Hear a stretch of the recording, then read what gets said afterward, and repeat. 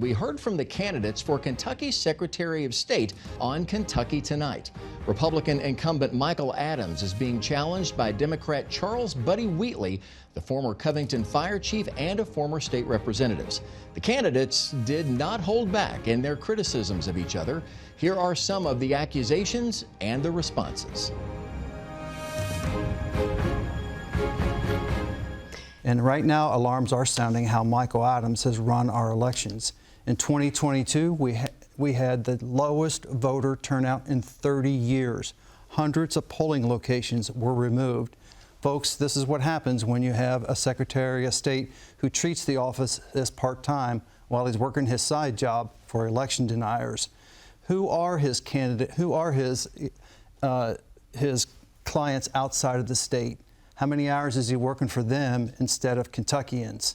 He won't answer that. Mr. Secretary, I want to begin with some of the allegations that we heard Mr. Wheatley just enunciate, and that's about you having a part-time gig and not being a full-time Secretary of State. There was a report, I will say, that came out that you use public funds to pay Bar Association dues. So please answer all of those allegations. Well, Mr. Wheatley hasn't spent this much time in the gutter since he drove drunk and crashed his taxpayer-owned vehicle in a ditch.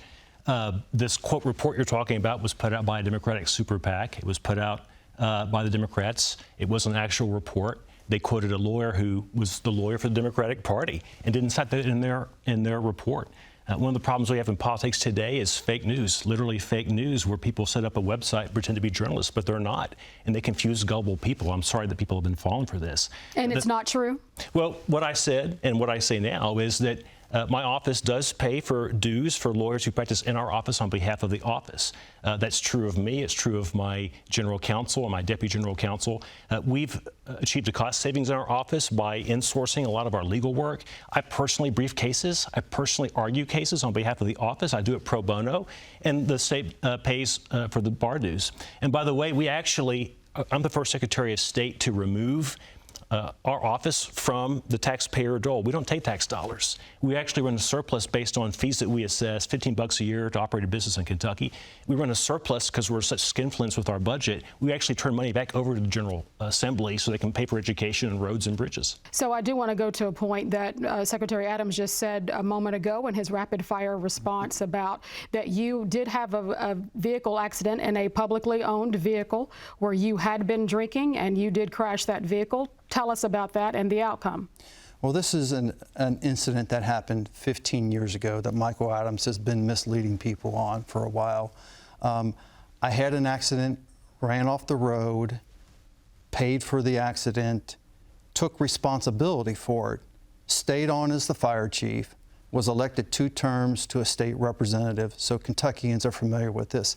These are things that you bring up when you're trying to deflect from failings of your own office. And I think that's what's happening with Michael Adams here, related to what he's doing outside of his outside work as the attorney for election denier.